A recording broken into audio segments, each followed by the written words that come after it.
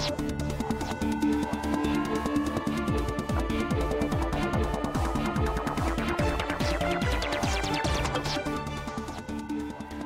to the Economy Magazine. I'm Benjamin Chong Alfares with the news from the world economy. Coming up, Mexico's seniors struggle to make ends meet, and the nuclear agreement with Iran remains vague. First, the headlines. Greek Finance Minister Yanis Varoufakis said Greece intends to meet all obligations to all its creditors following a meeting with IMF officials. Varoufakis said the government also plans to reform Greece deeply and to try to improve the efficacy of negotiations with its creditors. IMF Managing Director Christine Lagarde said she welcomed Greece's confirmation to make a loan payment due to the IMF later this week. But many Eurozone authorities remain skeptical of Athens' ability to implement the necessary reforms. And some have suggested Greek Prime Minister Alexis Tsipras ditch his far-left Syriza party and form a new coalition to make a bailout possible. We had a fruitful, extremely productive discussion about the Greek reform proposals. Our government is a reformist government. We are intent upon reforming Greece deeply. This is our promise to the Greek people. So having an opportunity to discuss the reform program here at the IMF with the managing director is an excellent step towards that direction. We also discussed ways of improving the efficacy of the negotiations that are happening both at the Brussels Group and in Greece at the technical level. Greece has been party to Bretton Woods. It is a founding member of the International Monetary Fund, and maintaining and improving lines of communication as we are doing, and as we also did today, is essential for us. It's very important, especially in view of the fact that the IMF is a partner in Greece's attempt to exit the crisis of the last 5 years. Japanese shares slipped on Monday following disappointing jobs data from the U.S. Tokyo's Nikkei 225 dipped 0.4% in early trading as investor sentiment regarding Friday's lackluster U.S. data seeped into the Japanese market. The report showed the U.S. created just 126,000 new jobs last month, below expectations of 245,000 in a Reuters poll. But the unexpectedly weak non-farm payrolls report may also delay interest rate hikes in the U.S., gaining support for other markets. Mexican state oil giant Pemex expects to meet its 2015 output target of 646,000 barrels per day, despite a platform exploding last week. Following the explosion on Wednesday, which killed 4 and left 3 missing, Pemex shuttered production of 220,000 barrels per day. Between Sunday and Monday, however, it had brought 170,000 barrels per day back online. Mexico is the world's number 10 crude producer at 2.3 million barrels per day, down about a third from a peak of 3.4 million barrels per day in 2004. The monthly output for the region was 650,000 barrels. Now it is bringing in 430,000 because of effects from the April 1st fire. We hope to achieve 600,000 barrels to return to almost 92% of the production for the month of April. The Saudi-led military coalition on Sunday approved the Red Cross to deliver aid to Yemen. The aid agency has been negotiating for nearly a week to deliver life-saving supplies and equipment to Yemen.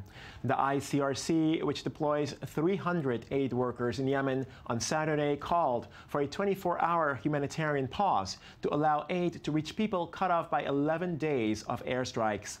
According to the Saudi-led coalition, however, arrangements had been made, but the ICRC pulled out of the arrangement. A trip was arranged for the Red Cross in the morning at 9 a.m. No one came. We were told after fixing the date that there is a request to change the plane. They seem to have chosen a plane from a company that cannot go to Yemen. They have asked to postpone the journey until a later time. That is the case with the Red Cross. U.S. federal law enforcement agencies contacted several top Herbalife members last week regarding their business practices. The inquiries are focused on the activities of about 10 top Herbalife members for their involvement in what some say is an illegal pyramid scheme. Herbalife said it is cooperating with authorities on requests for information relating to trading of its shares and to its business practices. Hedge fund mogul William Ackman has campaigned against Herbalife since December 2012 when he revealed a $1 billion short bet against the company. Herbalife last month won the dismissal of a lawsuit that claimed it had falsely portrayed itself as a legitimate company. Two Israeli startup companies raised nearly $50 million at the end of last week's investment rounds. Via, a ride-sharing application that competes with public transportation, raised $27 million, while Tapingo, helping college students order food, raised $22 million. Both startups were founded by graduates of elite technology units of the Israel Defense Forces. Many of Israel's successful entrepreneurs started in the IDF's Signal Intelligence Corps Unit, 8200, and the Talpiot program for soldiers with outstanding IT abilities. Mexico's pension system is badly underfunded as more than half of the population works off the books. And with so many jobs in the informal sector, many of those allowed retirement benefits still struggle to make ends meet. 70 and still at work. Around 22,000 seniors volunteer to pack up groceries in exchange for tips in Mexico's supermarkets.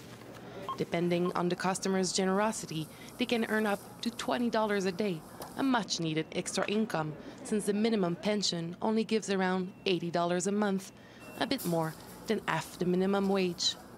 A former chewing gum factory employee, Javier Castillo, won't stop working anytime soon. No.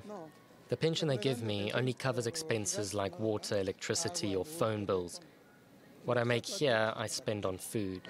Only a quarter of Mexico's 11 million senior citizens receive a pension, since more than half of the population here works off the books.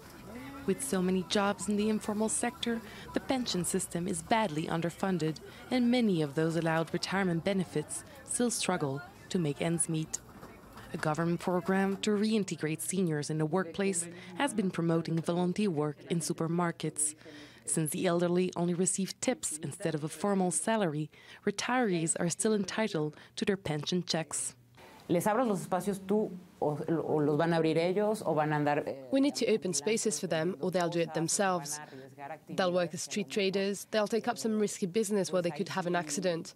So this program is better, it's more controlled. Un evento o alguna cosa, pues les busca, bueno, pues mejor esto, ¿no? Que está más controlada, que pues...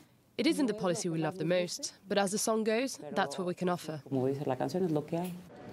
Mexico pushed through a fiscal reform aimed at luring people out of informal work in return for better social security coverage.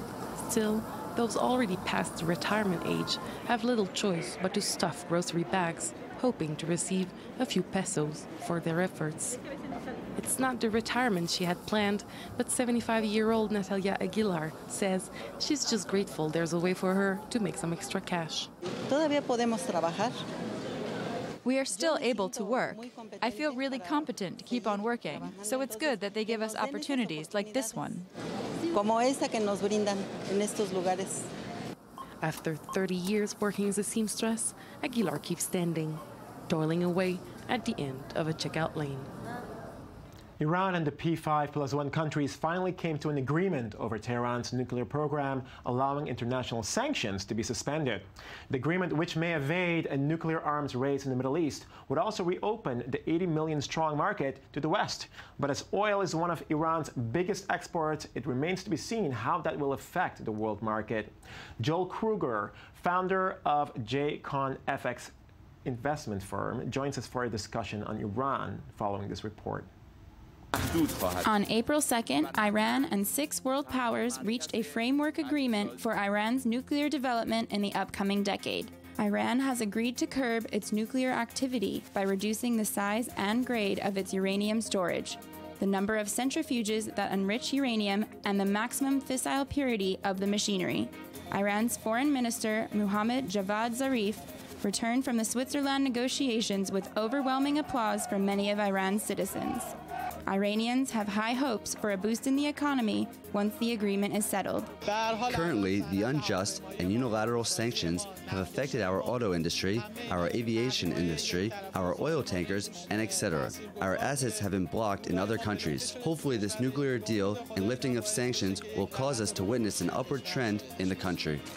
The compromise is a momentous moment towards potential reconciliation between the United States and Iran, since they became adversaries during the 1979 Iranian Revolution. However, the deal is not set in stone yet, and some Iranians are skeptical of the agreement and its upcoming review process. In my view, if this deal is going to end up against our best interest in nuclear technology, then it's better if it doesn't go through. The deal may not be favored by everyone, but many Iranians understand the talks in Switzerland had many aspects to cover and were not starting on easy grounds. After all, we were stuck between a rock and a hard place, so to speak. When the new nuclear negotiating team entered, they were able to save the system from that position both in the field of foreign policy and even domestic policy. We reached a historic understanding with Iran. There is still a long ways to go before the nuclear agreement is finalized. U.S. President Barack Obama and Iranian President Hassan Rouhani must get the deal approved by the conservatives at home. Both leaders took a large risk by opening the dialogue, so there is still much left up in the air. After the agreement was struck, France warned to be careful of over-optimism. Israel will not accept an agreement which allows a country that vows to annihilate us to develop nuclear weapons. While the Israeli Prime Minister, Benjamin Netanyahu, is against the agreement because of beliefs it will increase the chances for war in the Middle East. Netanyahu has traditionally had the support of U.S. Republicans who could oppose and block the agreement from the American side. The framework agreed upon must be settled by June 30th. Until then, all sanctions remain on Iran. Joel Kruger, thanks for joining us. Good to be here. Absolutely. So what do you make of this? I mean, clearly the situation with Iran, are the sanctions going to be suspended? How long are they going to suspend it for? I mean, we're not entirely sure where this is going to lead, but what we do know is that 80 million people essentially are waiting for their market to be reopened, and it might have a great impact for the world economy. Where do you see this heading? So first of all, like you said, we're going to have some time before everything plays out. But from a financial market standpoint, if we were to talk short term, if this was 8 months ago and oil was above $100 and stock markets were collapsing, I would say it would have maybe more of an impact on short-term markets.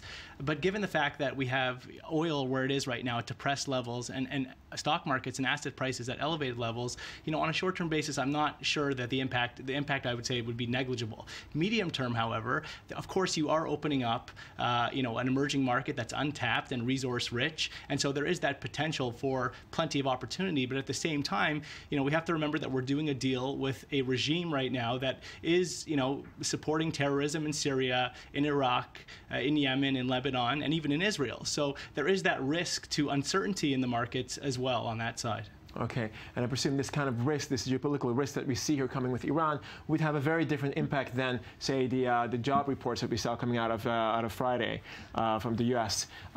Can you give us a little more about that? Sure. So there was a big employment report, as you know, out of the U.S. on Friday, and it was a difficult report to read because we saw, on the one hand, we saw a very discouraging non-farm payroll release coming in much lower than expected at 125,000, but at the same time, we had unemployment hold steady and wage growth picking up. So there is risk, I think, from a currency perspective, that the dollar might sell off a little bit over the short term. But overall, I don't think it changes the picture up, and we see the dollar continue to appreciate. And as we saw, I mean, there was basically an effect on Japan. A lot of the other Asia-Pacific markets, of course, are closed because of holidays. Europe also is closed. But there's not really been much of an impact beyond that. And beyond that, I mean, essentially, a lot of the investors expect that it will even bring up the market slightly because this might push off the interest rate decision in the U.S., right? Right. So there is that argument. People are trying to figure out what the Fed's timeline is. The longer the Fed waits, the more arguably it is better for risk assets and for stock markets. This might push back the Fed's timeline a little bit. I don't believe that we see the Fed's timeline being pushed back outside of 2015 into 2016. I think this might mean the difference between a rate hike that we see in June or September. So maybe now we see a rate hike in September, but I still think the Fed pushes forward, and it will have a negative impact on stock markets globally. What would be the impact on the U.S. dollar? The U.S. dollar has been extremely strong. Right. So I think that the U.S. dollar trajectory stays the same. I think that short term, as we get out of this Easter holiday weekend, we could see some dollar depreciation. But on a medium term basis, the monetary policy divergence theme between the United States and the rest of the central banking world, and you mentioned Japan and the Bank of Japan, continues to be quite pronounced, and that will continue to support the U.S. dollar. Okay. And how would this essentially, in the closing comment, how would this affect stock markets? So again, I believe that stock markets, if you look at stock markets since the inception of this new monetary policy, this emergency monetary policy to deal with the financial markets crisis, we've seen central banks step up and effectively artificially support asset prices to infuse a sense of confidence in and raise and elevate sentiment. So we've seen ultra low interest rates, even to the point where we see negative rates to prop. And now that we're going to reverse this and move in the other direction, we should start to see stock markets pull back. Kruger from JK on FX, thanks for joining us on The Economy Show. Thank you very much. Good to be here. Thanks for joining us, and join us again tomorrow for more on The Economy.